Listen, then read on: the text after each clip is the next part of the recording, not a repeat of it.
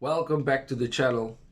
Man United end their 3-game losing streak with a 1-0 win against Burnley. Subscribe to the channel, drop a like, hit the notification bell, share it to all your Man United friends and family so that we can grow the community. And thank you for those who have joined me and for your support. I do appreciate it. So, in a game where we expected a lot of physicality, Turf Moor is not a good place to go.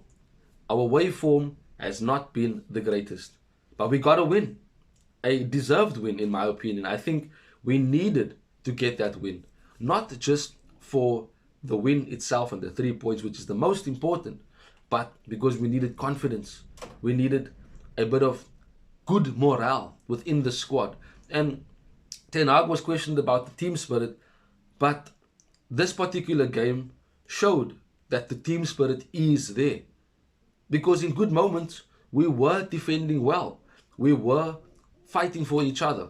Bar one or two players not pulling their weight. But in the overall aspect of the game, we did what we needed to do. As Ten Hag keeps reiterating, we followed the rules, we stayed disciplined, and we were rewarded. We could have had more than one goal. We had multiple opportunities to score. But again, our lack of making the correct decisions in the final third, is a huge indicator that we need to start playing for one another in the attack. Now, let's first talk about the goal. I was quite impressed with the performance Johnny Evans put out. But of course, it is Burnley. It's not his toughest test. It's not the teams that we want to, shall I say, be playing against. No disrespect to Burnley. But against tougher opposition, I'm sure Johnny Evans would have had a much tougher game. He wasn't really being pressed by a strong centre forward, causing him problems. There wasn't really anyone running in behind, to cause his lack of pace a problem. But he did what he needed to do and even managed to get an assist, a beautiful assist for Bruno Fernandes's goal. A long ball over the top, Bruno running into the space, and first time volley into the bottom corner. At that moment, you would have expected us to then grasp the game, have control of it, start playing on the ball. But we didn't. And when we tried to, it broke down after 3 or 4 passes. Or we went to for a long pass and it ended up going straight to a Burnley player. Now, with the team that he started, with McTominay there, Mabry, we had Evans in defense, we didn't have the strongest starting 11 that Ten Hag would want. But we did have players on the pitch that were good enough to beat Burnley. I found it quite surprising that the likes of Scott McTominay started again after an abysmal few minutes that he had when he came on against Bayern. But who else was he going to play there? I don't think he was going to start Amrabat. I wanted him to start Amrabat. I think he should have started Amrabat, but he ended up bringing him on in the second half just to see the game out. And at left back, at that, a player who again showed that he's willing to do the job regardless of where Ten Hag puts him. Now, of course, we'd want him in midfield, but he did the job that was required. He ensured that we see the game out with a clean sheet. At left back, you would expect, Reguilon to see the game out, but Ten Hag confirmed after the game that he was ill but still wanted to play. Massive, massive commitment, and kudos to his passion and determination to want to play and help the team. Martinez was out of the game because it was said that he aggravated the foot injury that he had last season. And he only did that because we were light in defensive numbers against Arsenal and he wanted to play. We don't want players to play injured or ill, but if this is their drive and their determination to help the team, who are we to question it? We only give credit and kudos to them for it. And we are thankful for them who want to do well for the badge.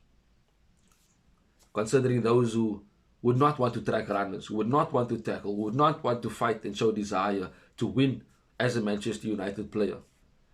And there was a true contrast between McTominay and Hannibal Mabry. McTominay was a ghost, non-existent yet again. There's nothing to speak about him in any particular game unless he pops up with some late goal in a massive game. But That McTominay is gone, and with Mainu coming back, Amrabat being back, Mount coming back, he shouldn't be in the team. He shouldn't even be in the squad. Look at Maguire. Is he injured? Is he not injured? If he's not injured, it's 100% a fact that Ten Hag has dropped him and that he's no longer going to be playing for Manchester United.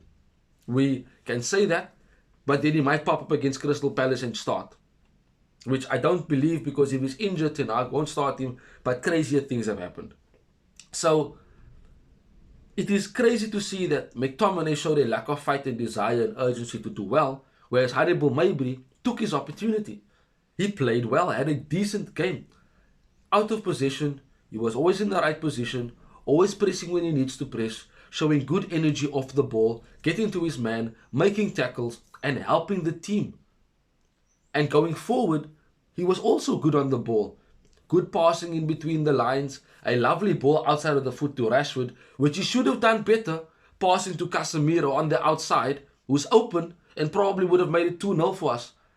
Why has he got 5 players around him, but he refuses to pass to a teammate in a better position? How is that possible? What is he doing? What is he thinking? You don't always have to score every single game. It is not about you alone. I don't want to rant about Marcus Rashford, but he surely can get a lot more assists if he just uses his brain and passes the ball. It doesn't always have to be him taking a shot at the end of a move. If he gets a through ball, it doesn't always have to be him running at the defender, cutting inside and shooting. There are other options. There are other players who are making runs for you. But as I said, Hannibal had a good performance, and I think, and I want him, and I would want him to start against Crystal Palace. Give him a good run in the team. Amrabat also should start against Crystal Palace. This is a good stepping stone. It's a good morale booster. It will help the team with confidence, and it can give us a foundation to build upon, to get a few good wins and go on a winning run. Because the next couple of games, we can do that. And when we do that, we will have a much more better rhythm play. We will find ourselves being more consistent in performing in games because of having continuous match rhythm, playing with the same players, getting that link-up play and ensuring that everybody is connected and on the same page. Here and there last night you could see that, but in more moments there were factors of us looking disjointed still. But as I said, Varane also returned, and the returning players will give us a huge boost, not just for the starting 11, but for the squad, and will allow Ten Hag to then properly use his tactics to go out there and win the games that we need to win. So we look ahead to Crystal Palace, and we take this win, regardless of how it came. Don't care about possession in certain games. Get the 3 points, get the win, no excuses. That is what was mattered, and that is what is important. But thank you for joining me. That was the review. Not much to speak about, but a good performance that we can build upon. Drop a like, hit the share button, hit that notification bell, and subscribe to the channel, please. I do appreciate your support. Have a wonderful day. Enjoy it. Till we speak again soon, Red Devils. Bye-bye. Thanks for watching. If you want more content on Manchester United, like, share, and subscribe.